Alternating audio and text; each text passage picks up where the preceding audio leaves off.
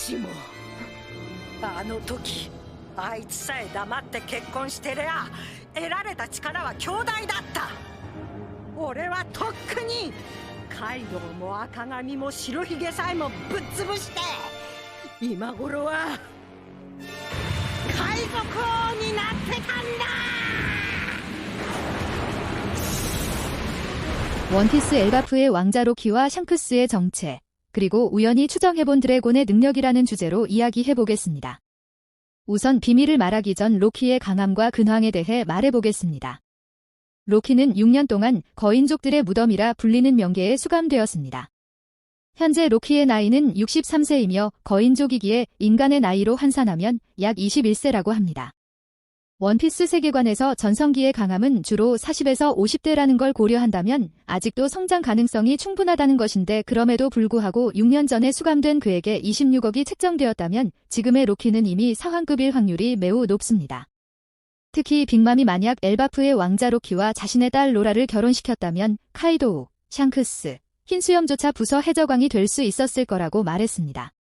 로키는 북유럽 신화 우트가르트 로키인지 애시르 신족의 로키인지는 밝혀지지 않았으나 둘 다 공통적으로 사기와 기만에 능하다고 돼 있으며, 루피가 샹크스를 모욕한 걸 화내자 바로 태도를 바꾸며 굉장히 잔머리가 강한 캐릭터라는 걸 알 수 있습니다.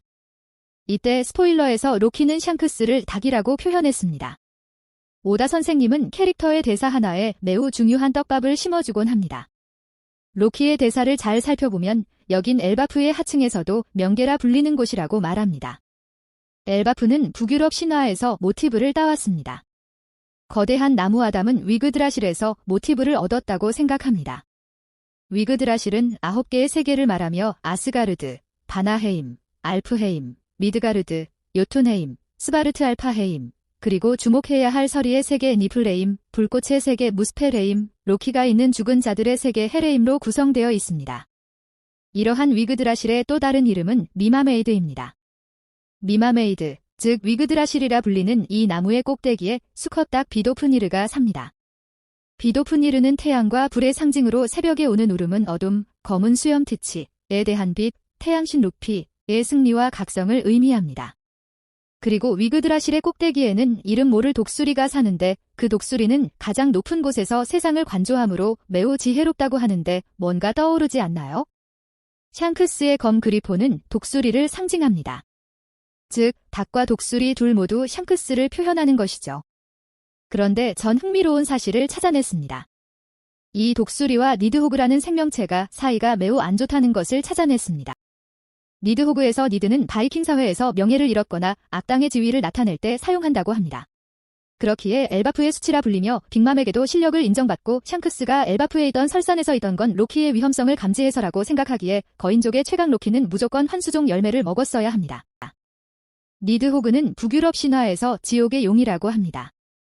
그리고 위그드라실을 끊임없이 갉아먹으며 뱀과 나무를 갉아먹고 지옥인 나스트론드에서 늑대들과 함께 죄인의 시체를 먹어치운다고 하는데, 로키의 대사 다들 기억하시나요? 이 워랜드 왕구 자체가 아담 나무라고. 즉, 워랜드 자체인 위그드라실을 매우 치욕적으로 만든 로키가 동물계 환수종 니드호그를 먹었다고 생각합니다. 로키의 아버지는 거인 파르바우티, 어머니는 라우페이.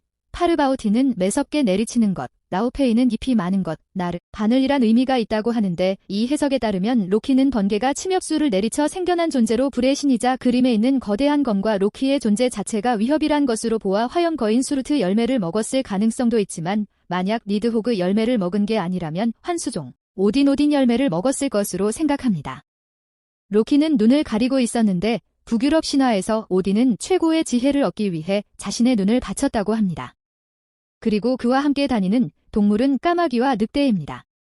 1128화에서 로드가 태양신인 척을 하면서 다녔는데 머리에 소가면을 썼는데 아마 북유럽 신화 미미르의 머리이며, 미미르의 머리, 까마귀, 늑대, 그리고 요르문간들을 통해 오다 작가가 오딘을 이야기하고 싶었던 것으로 생각됩니다. 그런데 저는 이름 없는 독수리에 살펴보다 흐레스벨그라는 또 다른 새에 대해 알게 되었습니다. 흐레스벨그의 이름은 배를 부수는 해류를 의미하며 세계의 북쪽 끝에 앉아있는데, 날개짓은 그 날갯짓은 모든 바람의 근원이 된다고 합니다. 바람하면 누군가가 떠오르지 않나요? 저는 루피의 아버지 몽키 디드래곤이 환수종 세세 열매 흐레스벨그, 천둥새, 능력자라고 추정해봅니다. 영상을 봐주셔서 감사합니다.